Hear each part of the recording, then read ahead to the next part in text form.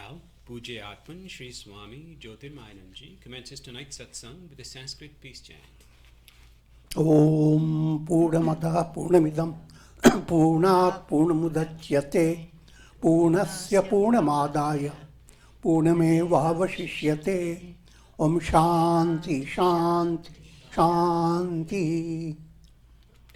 We begin with mystic song by Sri Swami Lalitananda, played and sung by Sri Swami Ubananda and Rajneesh. Our song tonight is based on a poem by Swamiji. It's called I Am Here.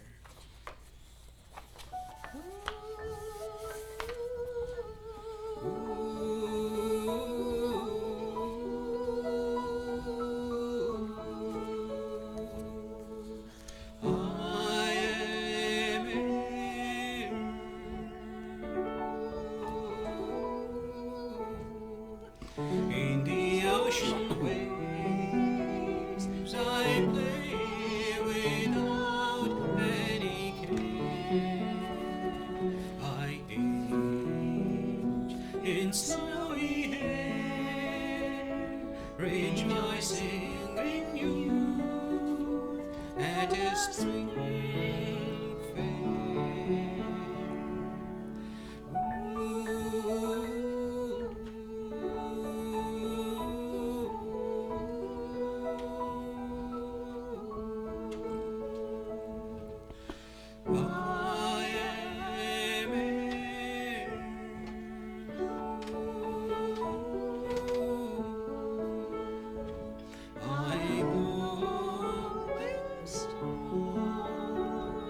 Breaking the mountains, moving the stars,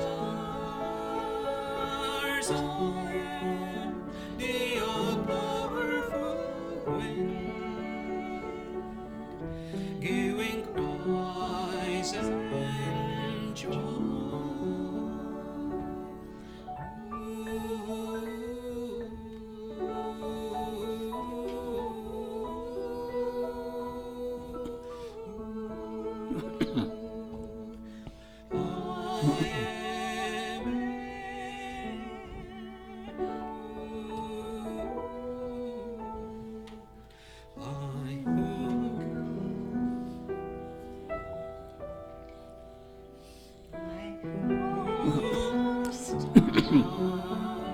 And wrap myself in the soft clouds. I mingle with tender dew on morning flowers, giving wings to the flying white swans.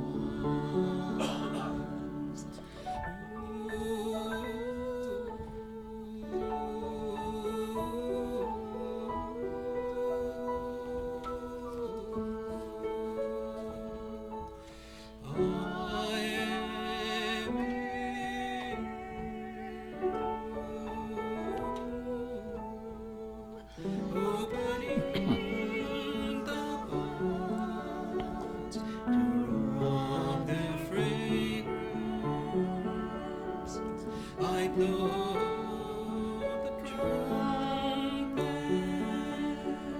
of thunder and gather clouds, causing the rains to run over the whole universe.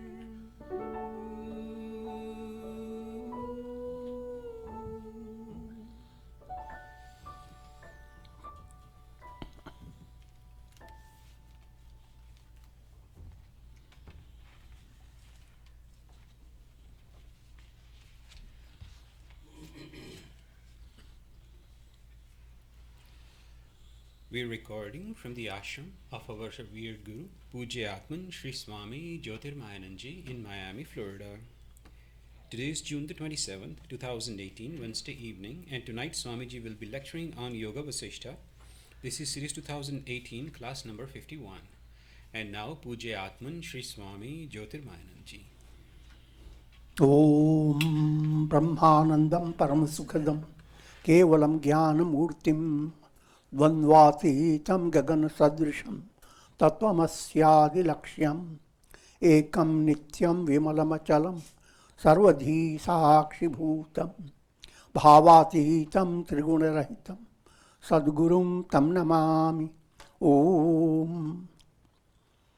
Adorations to Sadguru, who is Brahman, the giver of supreme bliss, embodiment of pure consciousness, one without a second, vast as the ether, infinite, eternal, beyond the three gunas and their modifications, the supreme preceptor. Yoga Vasistha.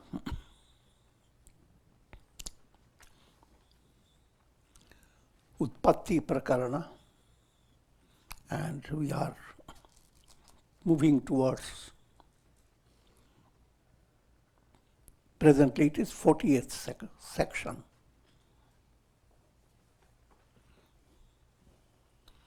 The story of Queen Leela and her husband Padma. Padma and Leela's story continues. It's a very profound story presented by Sage Valmiki in the Yoga Vasistha.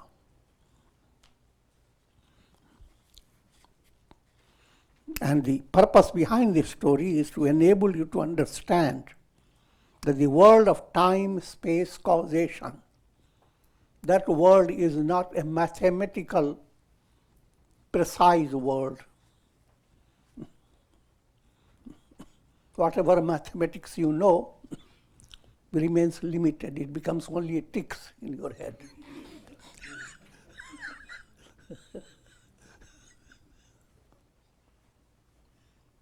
A little bit of a joke here.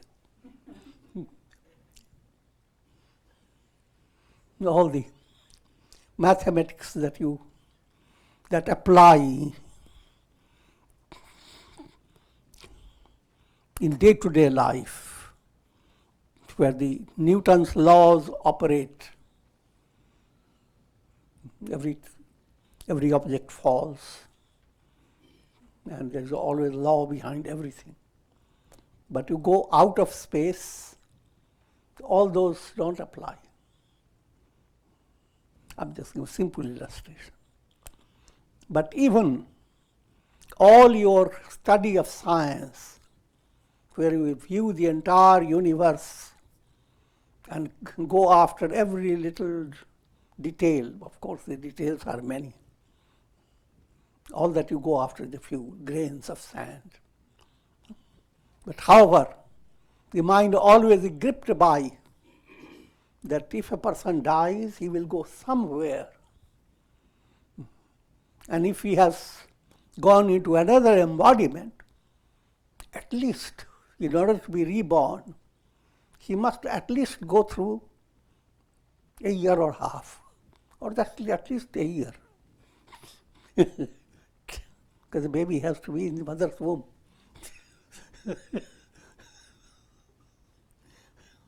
The mind goes on studying in that way.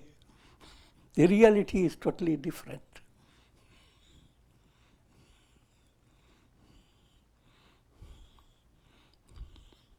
Just to give you what has already happened.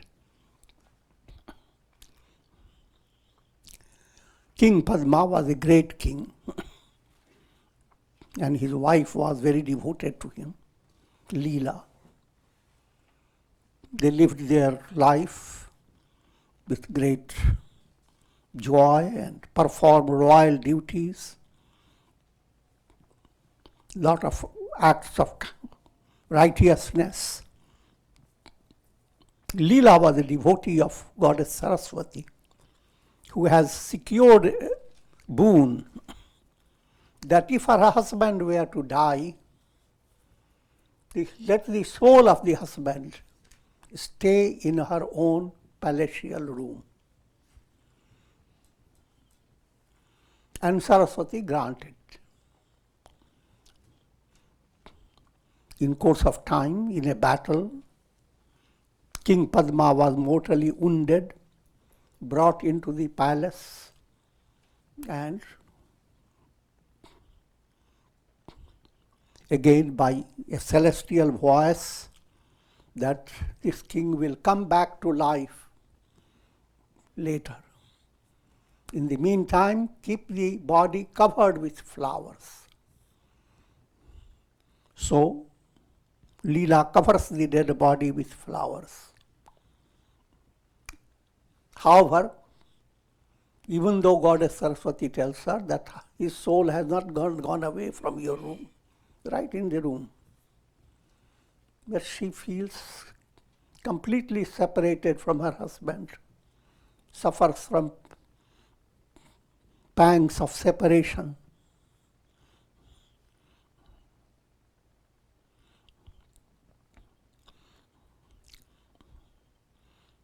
And led by Goddess Saraswati, she enters into the space within her own room through her subtle body.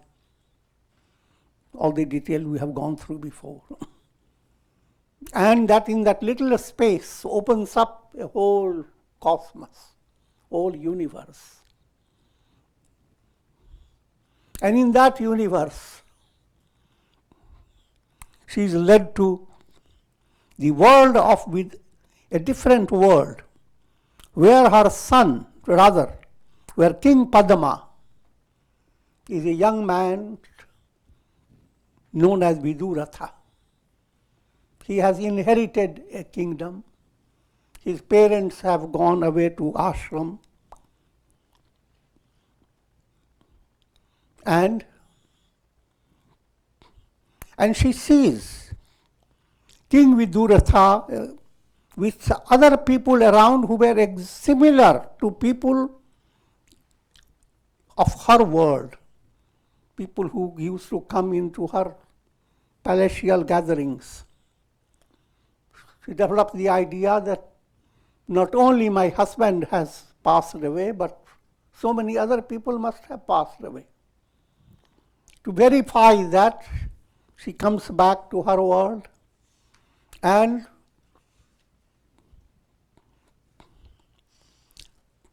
gives the order that all those royal personalities should gather before her.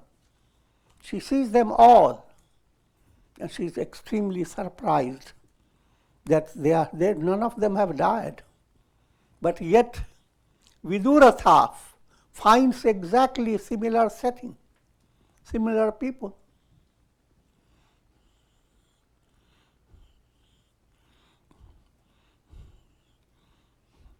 And Goddess Saraswati, in order to give her more insight into the illusory nature of the world, takes her to another dive into the little space.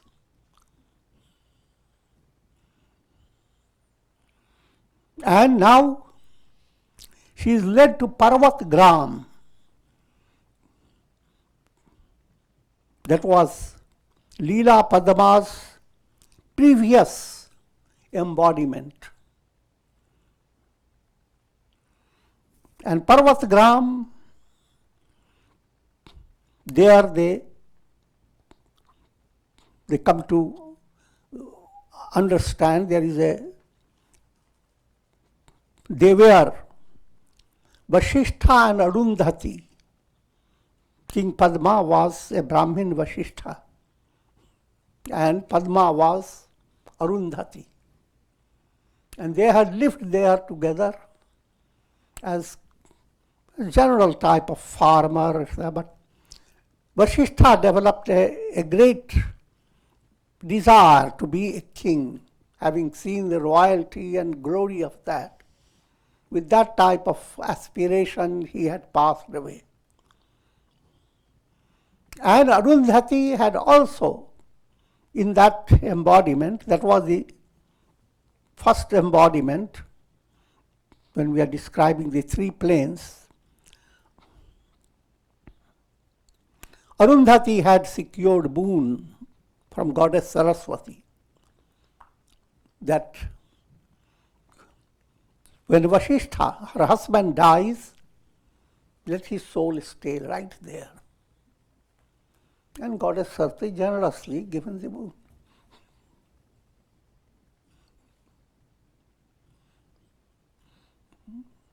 Subtle point behind it.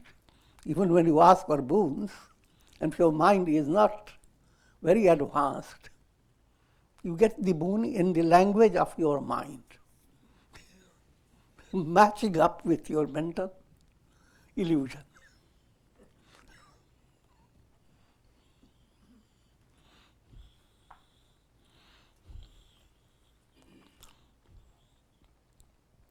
So there she sees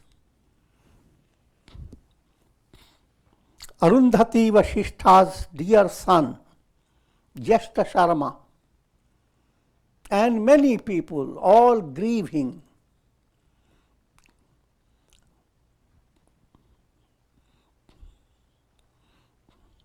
Only 7 days have passed in that world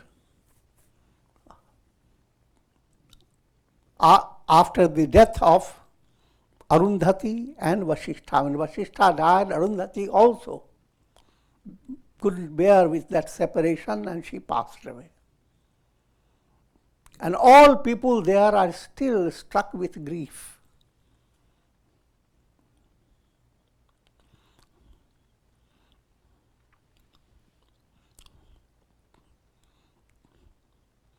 But while all that is happening there, Leela and Padma have lived their life for 60, 70 years.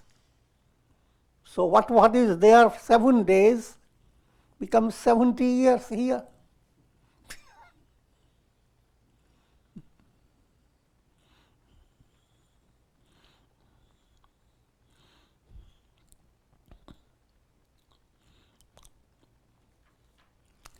And later we'll know what is 1 day in Leela's world. Vidurtha experiences 72 years. That story is going to come.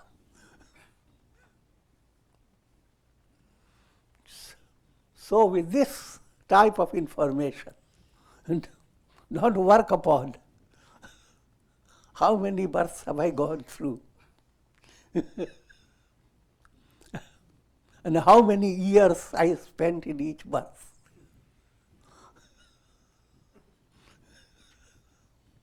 And how many will be waiting for. Just like you experience your dream. In your dream, things happen, they have no rational relationship with your practical reality. In your practical reality, it may be hot days of summer. In dream, it may be raining. The rainy season has come, but that's the only little thing.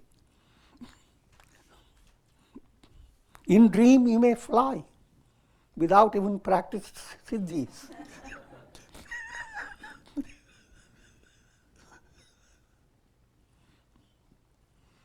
The simple way to understand in modern time, the computer type of study where you create a folder. In that folder, you create a special program. In that special program, you create another one. And each file that you prepare and put into it deals with so many things totally different. One may be dealing with peacocks. Another may be dealing with cockroaches. I'm joking. They are totally different. But they are all right there in the corner of your, what you call it, folder. Just in the corner, not even thumb-shaped.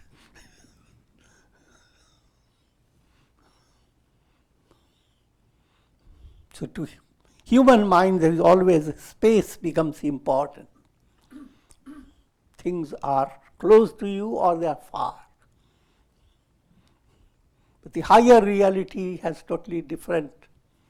That space is illusory.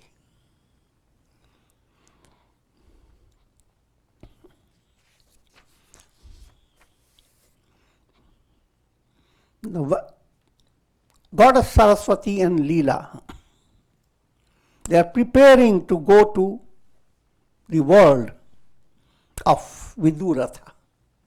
At this stage, Rama had asked about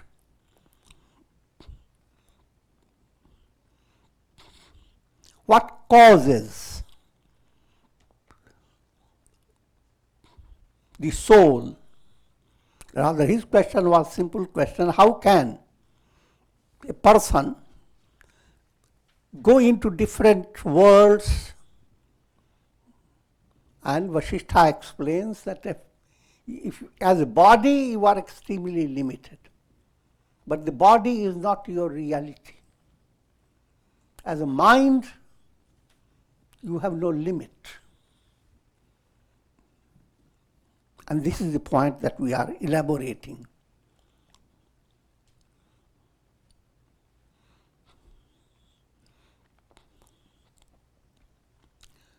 When turn your attention to your mind, there are two aspects.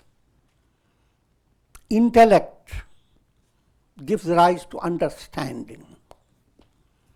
In order to allow your understanding to progress, the Vedantic technology is called vichar, a constant enquiry. Another aspect, feeling aspect, bhavana. Bhavana aspect advances by devotion to God, bhakti.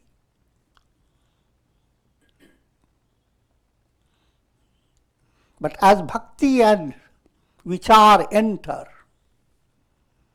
you are not limited in your own body. And that point I have explained to you with Om Upasana. Spiritual aspirants can practice. When you are entering into your meditation, you allow your mind to first develop a kind of imagination that you are not limited by the body. You want to do Tirtha Yatra? Sit down. Which Tirtha you want to go? Rishikesh in the Himalayas? Okay. Relax. Relax and allow your mind that you have already imagined you are seated by the Ganges. Let your imagination grow further. Soft breeze is coming up. And you are touched by the Ganges water. It goes into your eyes. And now you wipe your eyes with the Ganges water.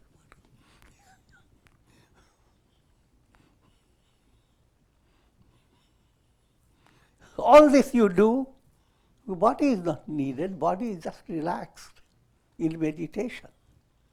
But your mind can do amazing things, experience. And you can go on developing more and more. Not only you are just being touched by the Ganges and the spray, but you are touched by all the concentration of mantras and kirtans and prayers performed by countless sages. And you can have darshan of Ganga Devi, darshan of Lord Shiva, and finally all is Brahman.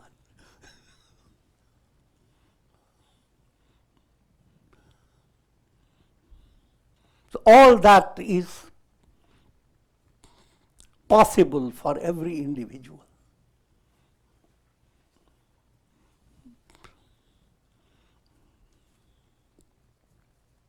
Therefore, to come to a practical reality, it's perfectly normal that you go to certain pilgrimage centers according to your level of spiritual evolution, according to your interest. A greater benefit comes when you are introduced to Satsanga. And still greater when you begin to discover that you do not have to actually go. Because physically, if you go to a pilgrimage center, by the time you have gone through planes and gone through all the politics behind it, you are hardly in a position to enjoy anything. Rather, we hear bad news. The Ganges used to be very pure. But some foreign factories have come right by the bank, pouring all the dirt into it. I'm joking. I'm not joking as well. That's the reality.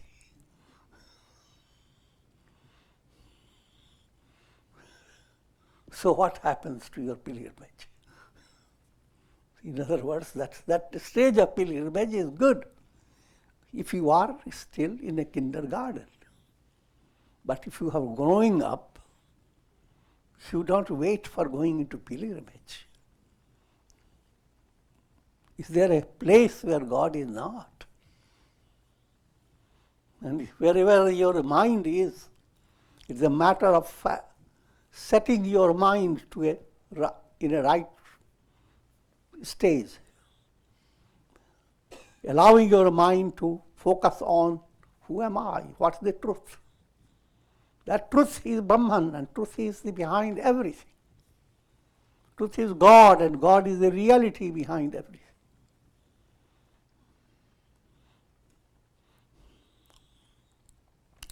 Keeping that in view, let me go on with this. And, O Rama, this entire world is an apparent modification of the mind. Cosmic mind is the only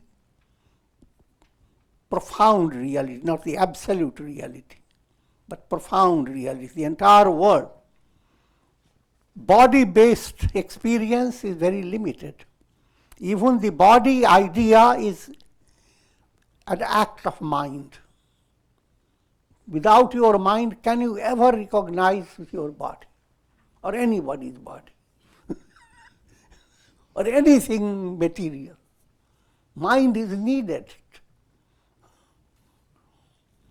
to prove the authenticity of matter. Matter will not exist without mind. In fact, matter is not matter. It doesn't matter. But your mind, you go very high, even mind doesn't matter. Never mind.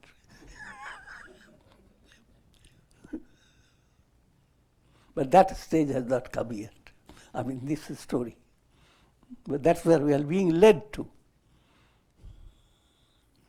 So the entire universe is projection of cosmic mind. And your mind is a wave of that cosmic mind. So potentiality of your mind is the cosmic mind. The reality of a wave is the ocean.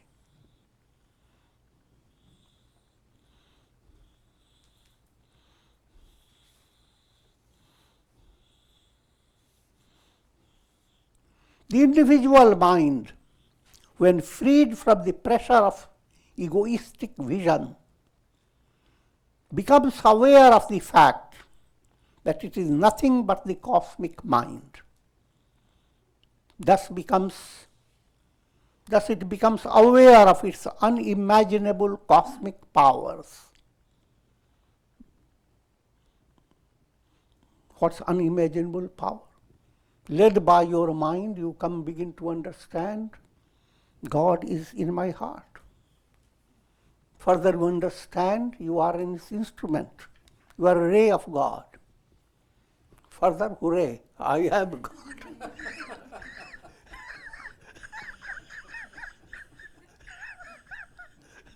Aham Brahmasmi.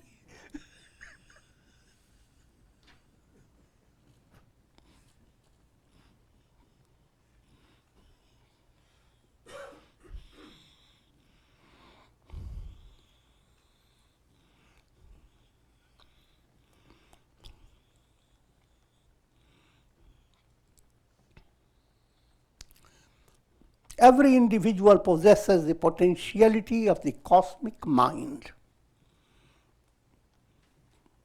And that's the role of Brahma. Brahma is the deity of the cosmic mind. Brahma, who is the spirit presiding over the cosmic mind, creates the universe in the beginning of every cycle of creation by mental projection. This creation is not based upon any memories of the past creation.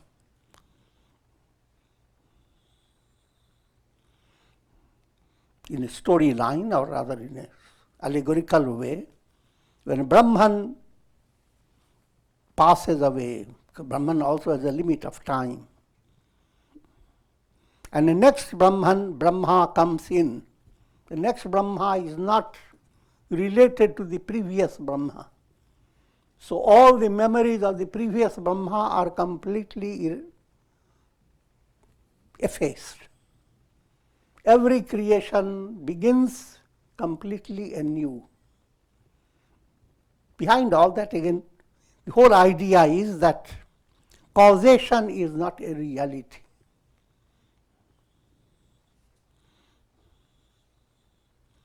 Causation, the way you understand it in practical world.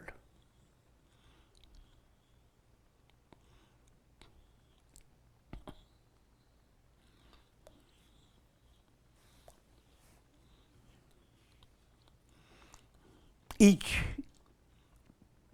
each birth, you are not led by the memories of your previous life, and you don't need them at all.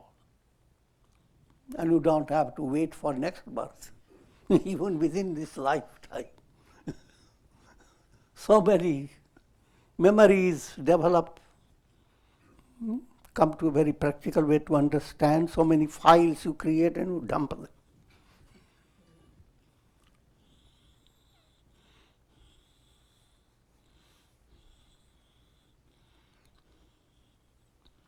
In brief, this creation is mental in nature. It is always subtle.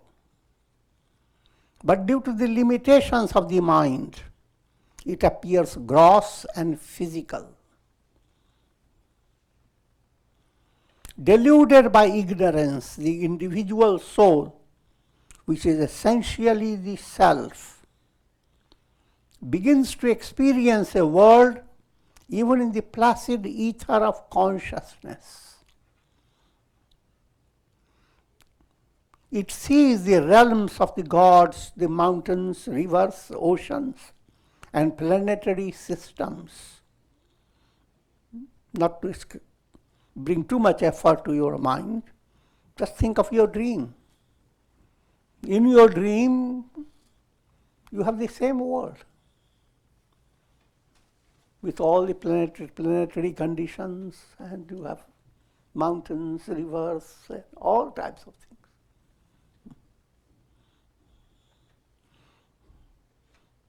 But all that comes to exist, and there is no reality behind it.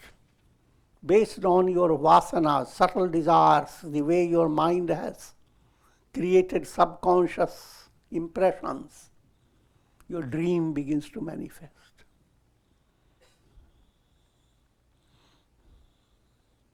And in your dream, time and space become totally different.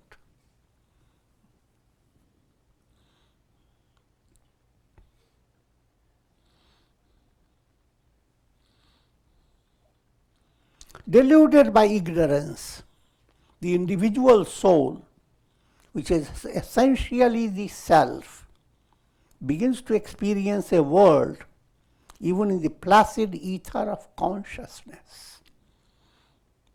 The reality behind all that is just pure consciousness. When you go to sleep, when you enter into deep sleep, you are coming close to just consciousness. You don't get there until you attain enlightenment, but you have at least the closest type of vision about the highest level.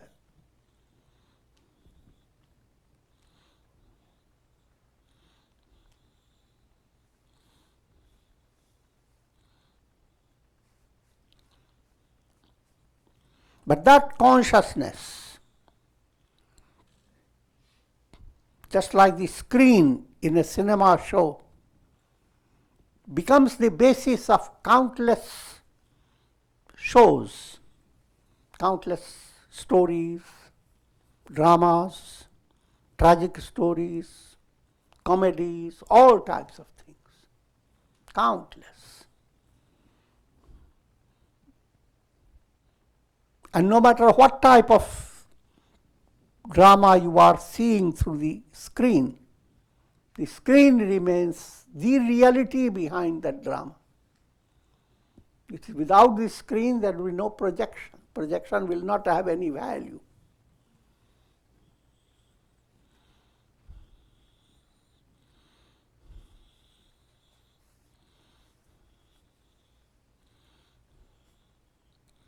In brief, all your experiences are like reflections in consciousness. They are not realities. Reflections are not realities. You sit by a lake and watch. In the lake, you see the trees.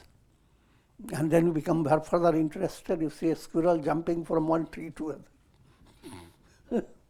And then become a little frightened that the fox coming to eat the squirrel. I'm joking. See how all this is happening. But what you are looking at is like a lake. All is happening through your mind. But they are all reflections in awareness. And your mind has the ability to allow you to move away from distracted experience to a state of concentration. You have the ability to either keep the mind distracted or make it more worse, dull, or allow the mind to become involved in sadhana, in concentration, meditation, and samadhi.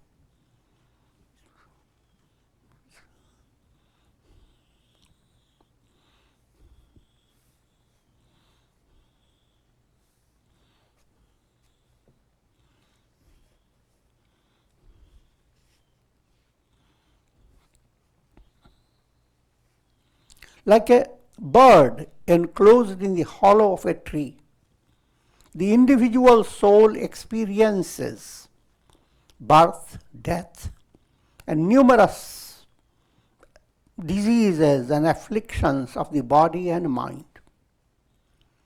It is ever engaged in securing what is pleasant and removing what is painful. But all that is happening in the realm of reflections. But as long as you are looking for perfection in the realm of reflection, that's an illusion that you will not get it. But the stage where mind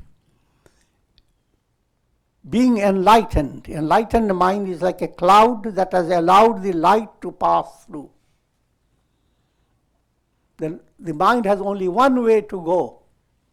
It goes on shining. And the more it shines, the more it wants to shine. Ends up in being completely dissolved, effaced. If you think of that way, that's called enlightened mind.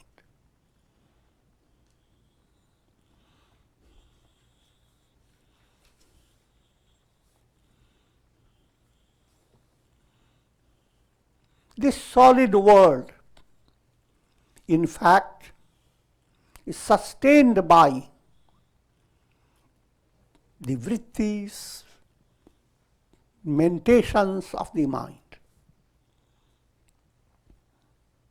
If one reflects, one finds that this world is a vaporous substance and not a solid reality. O Rama, meditate upon the fact that the world is nothing but the mind, and the mind is nothing but the self.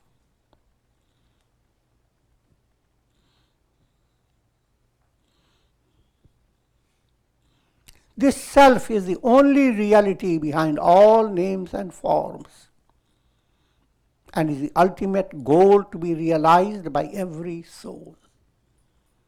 This is the summary of all that.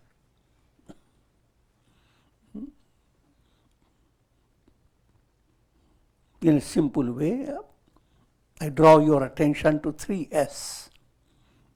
First S is Satsanga. As Satsanga, you become deeply involved in Satsanga.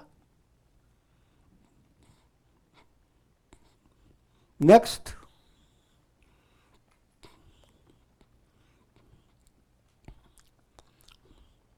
your little self begins to grow in a magical way. That's the next S. And final S ends up with big S, big self. Satsanga impacting upon the little self, ending up with the big self. That's the essence of all scriptures. SOS.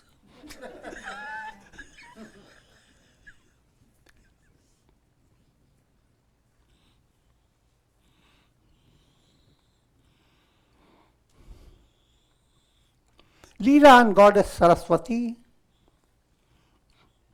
they pass through the narrow holes of the window and thus entered the royal palace of King Viduratha. Now the story, that was an intermission where all that was taught, and now the story continues.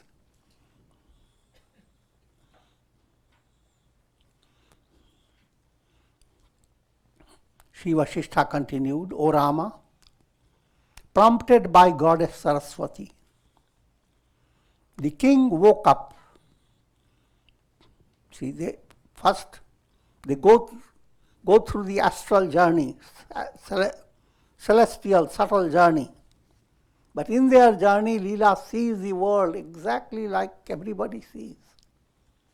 The vast world, stars, planets, mountains, rivers, wind, all types of jivas. And having traveled with divine speed, both of them enter into royal palace through a little hole in the window.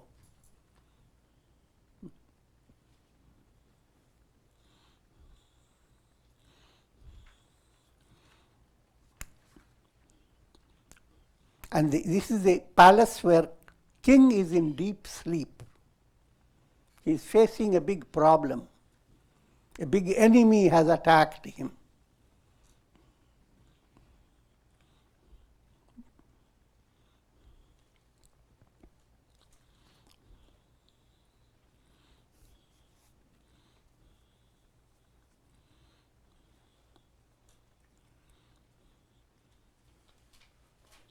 He saw the room lit up by the effulgence of 2 goddesses.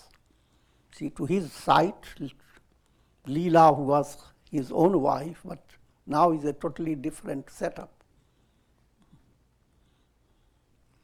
He got up from his bed in haste, seated himself in lotus pose, and uttering words of praise, offered a handful of flowers to the two goddesses.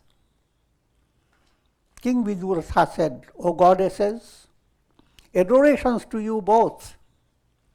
You shine like two moons and allay the sufferings of my heart." In the meantime, Goddess Saraswati prompted the king's minister to wake up so that he could speak for the king.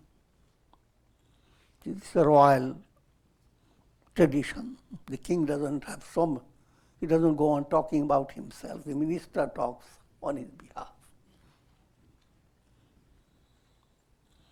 So the minister also woke up, urged by Goddess Saraswati. The royal minister woke up and expressed his delight and amazement at the sight of the goddesses. Goddess Saraswati asked the king, "O king, who are you? Where were you born? Whose son are you? Please relate your story to me." Now the minister replies, "Now what you are being given, that Vidurtha is totally in a different setup. His linealogy is totally different. And the minister now describes, "So, O goddess, in the glorious line of Ikshvaku, there was once a king known as Kundaratha, who was well known for his valor. His son Bhadraratha was both handsome and valiant. Bhadraratha in turn had a son, Vishwaratha, who ruled after his father Vishwaratha. Vishwaratha was succeeded by his son Shailaratha.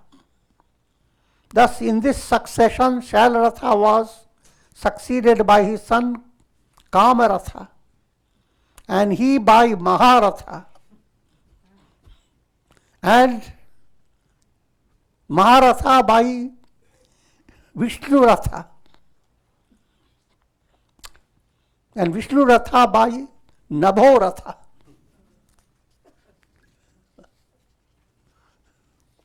Giving you an idea of details.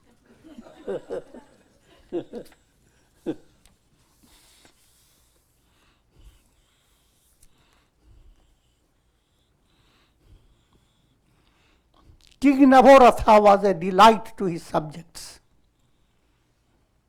He was endowed with all the excellent qualities that befit a monarch. See, you must realize that in this very line was Dasharatha born. Storyline. But more shocking news, everyone is born in that line.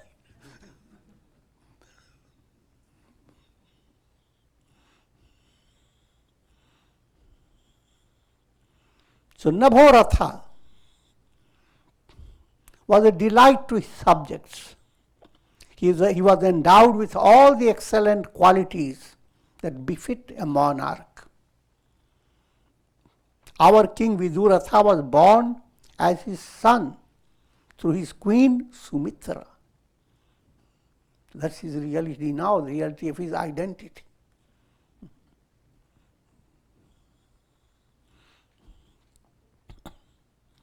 To give you a subtle way to work with.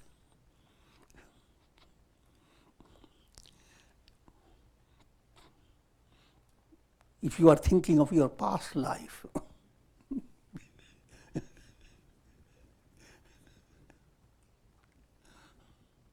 first point, in your past personality, you had a whole linealogy, your father, grandfather, and a whole series of information and all the details.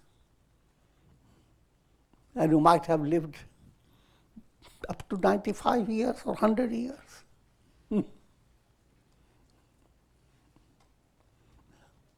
And in this life, you have nothing to do with it. And the past life experience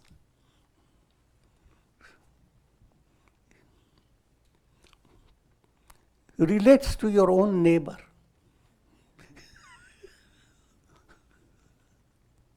Who is still grieving for the loss of your personality that was in the past. And you can't give them any comfort. Figure that out. They're creating more riddles.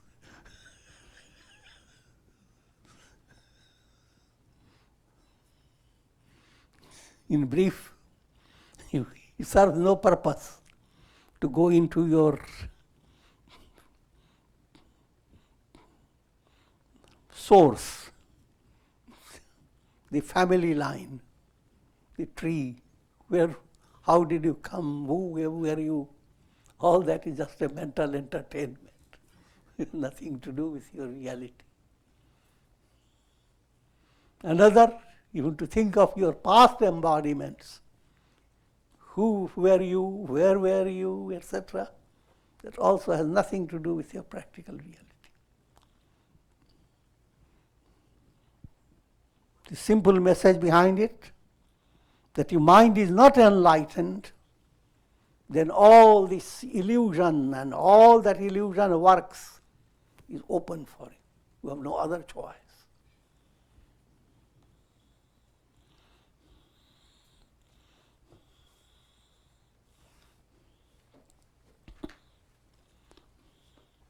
When Prince Vidurtha was only 10 years old, his father, King Nabharatha, wanted to attain enlightenment and went to live in the forest.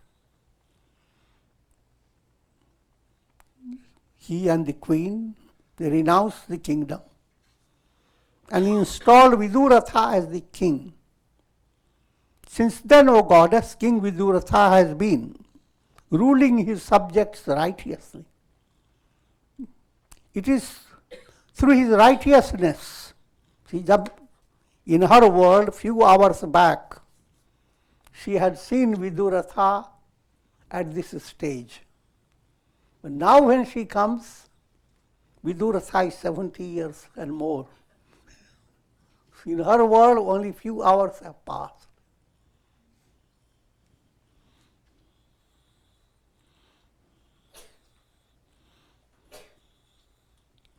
It is through his righteousness that today we are blessed with the presence of you goddesses.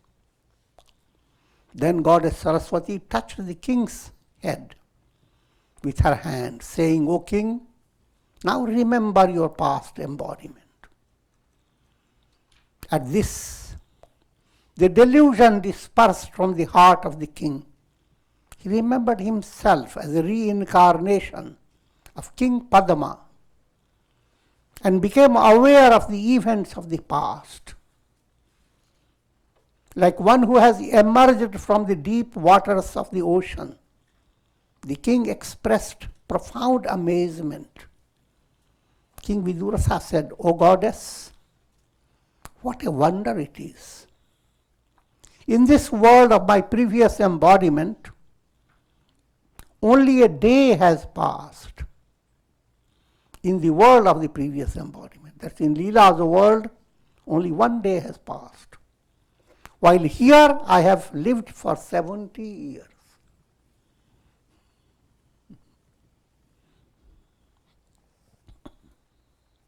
This type of thing scriptures bring in different stories. Another way of it is presenting this story is someone goes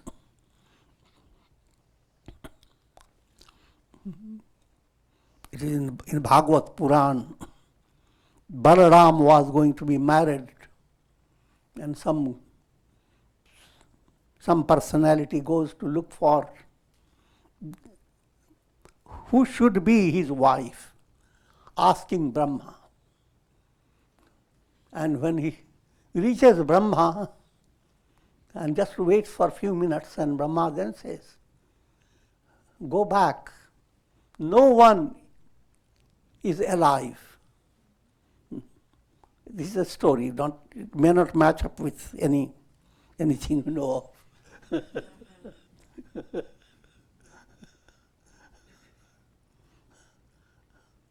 But in this, when you go, there will be a Brahma direct, there is a person, there is a who will be the best match for your son. Simple point that one spends time in Brahma's world just half an hour or even 15 minutes. But in the practical world, years pass by, 100 years. That type of story is given again and again in the scriptures. They are all allegorical. You don't have to take it very literally.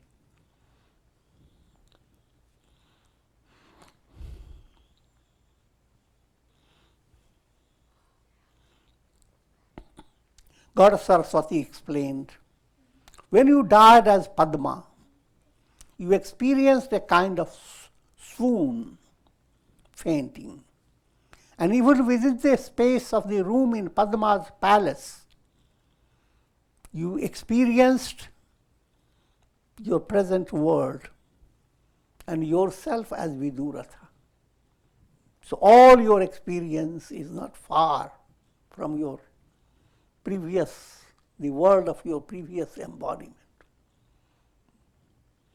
Just in that world, there's only a little corner there. In that corner, all your world exists.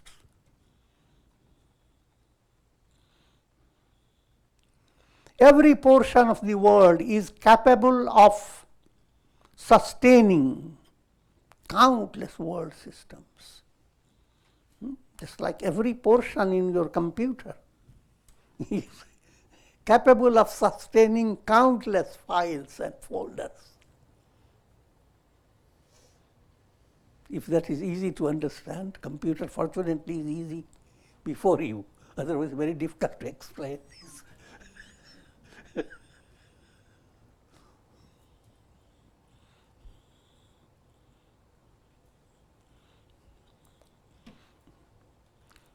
Pure consciousness is the reality behind every worldly phenomenon. Just as a current in a river flows on, leaving one whirlpool and entering into another, so the current of mind continues to flow on from one creation to another. Sometimes creations of many souls seem to blend. Sometimes they stay separated from each other, even like dreams arising in every human being. In fact, O King, you are essentially the divine self. There is no birth or death for you. This is the essential teaching that applies to everyone. These mountains, villages, and cities are projections of illusion. Enemies and friends are mere appearances. For those who have attained intuitional vision, the self alone exists. When the rope is recognized, the fallacy of the snake disappears. In the same way, when the self is realized, the illusion of the world process vanishes. Or when a person recognizes the science as the basis of a mirage, the latter mirage becomes ineffective. You can continue to see the mirage, but you know it is nothing but desert. So the question, if I become enlightened, how long it will take for the world to go away? That question has got no value.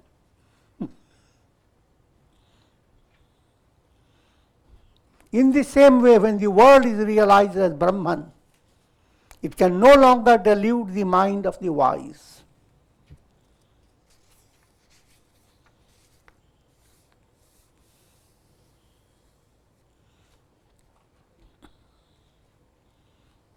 ignorance lends reality to waking and dream states. For those who do not have a pure intellect, illumined by the sun of wisdom, for them the world is the only reality. It is the deluded intellect that lends reality to the world, even though it is in fact non-existent and unreal.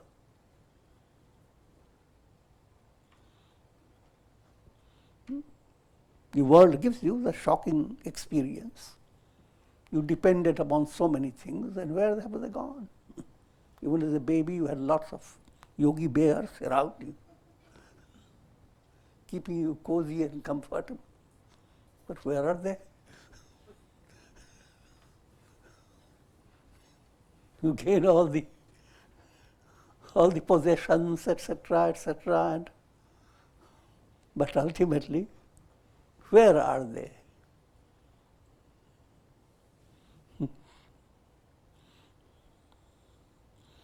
And your own body. I will not say any more.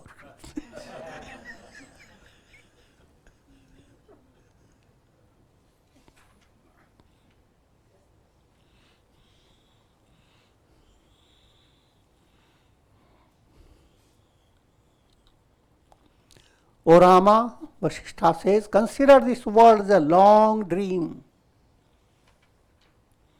See how a dream world is experienced.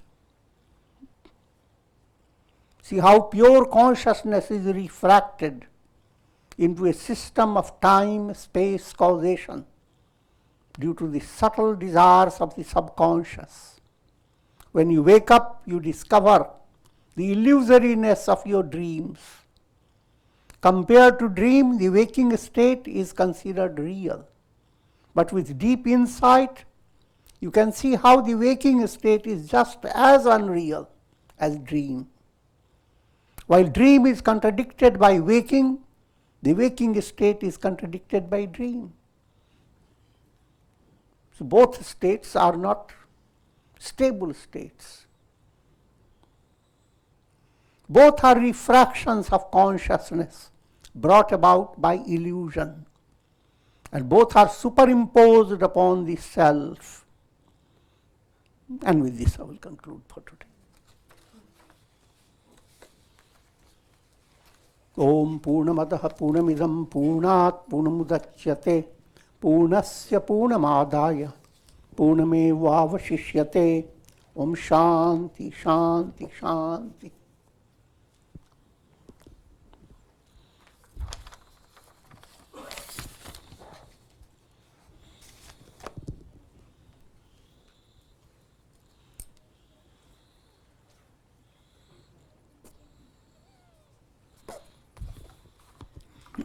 Please raise your hand if you have any questions for Swamiji.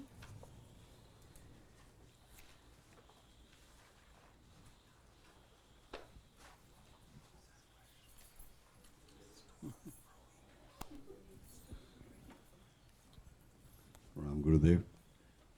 Gurudev, you had mentioned that the sense that there are many jivas itself is an illusion.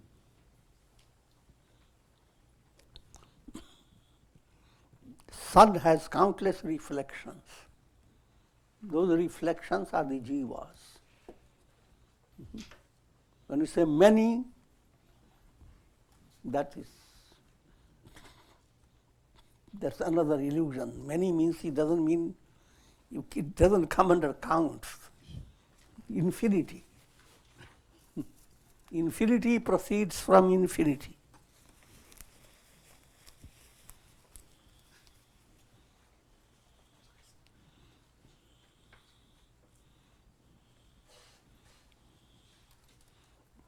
Jivas are not countable entities.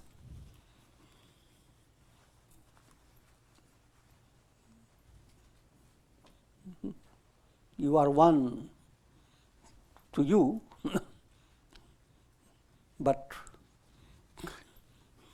you are many In the morning you acted one way. Afternoon you work another way. In your dream you become different. Now if those different personalities were suddenly brought out in a cartoon way, you will find it horrified to see yourself. So,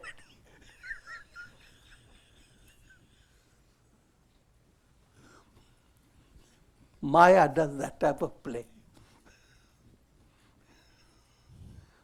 There is no mathematical precision that you adopt. The only precision you adopt is allow your mind to become devoted to God and let your mind relax and dissolve. Always is important to understand that limited mind, no matter how bright, cannot give you the answer. But you have every right to ask the question, and answer will be given just for the sake of helping you. It cannot be perfect answer. The only answer is how to lead you to be rid of limitation in the mind. That's what again the Buddha's parable. That a person is pierced by an arrow and someone comes to take the arrow out, surgeon. The man wouldn't let him. He has questions. Who discharged the arrow? What was his caste? And at what cost?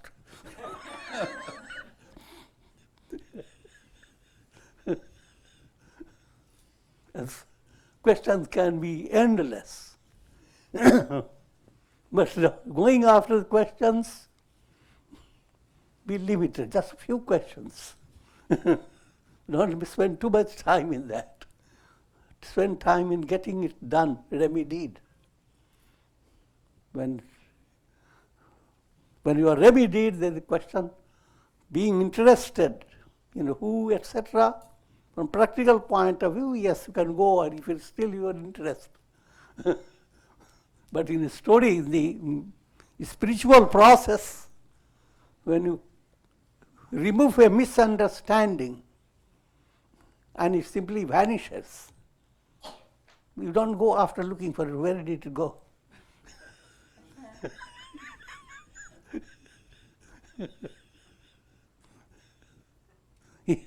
If you are still interested, that means you are not cured.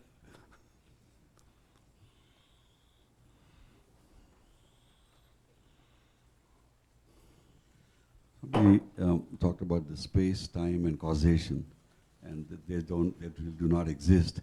But it's been stated that prior karmas will decide, like future life. So is that That's causation? what you hear in this story, you see. Led by karma, Padma experiences a different time-space. General study is, you see it according to your concept. The soul will come in this world. But that's a kindergarten level. Soul can experience anything that is matching up to soul's karma. And that has nothing to do with the way you are visualizing the world. If the soul has a karma to fit in with a type of culture that existed in Shakespearean time, the soul will go there and find still Shakespeare's drama going on.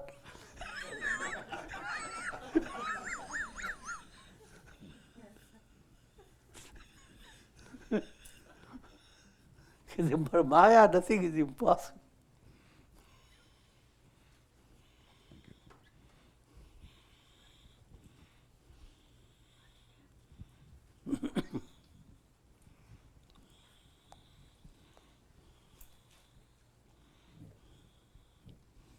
Okay.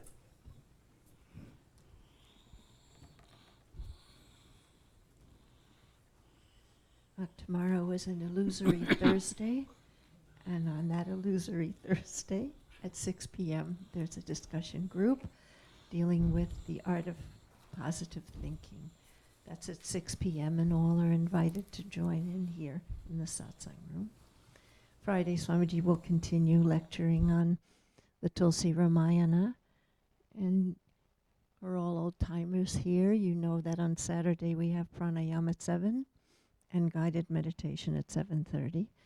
And Sunday, we continue the study, our new series on Bhagavad Gita, and we have a delicious vegetarian dinner.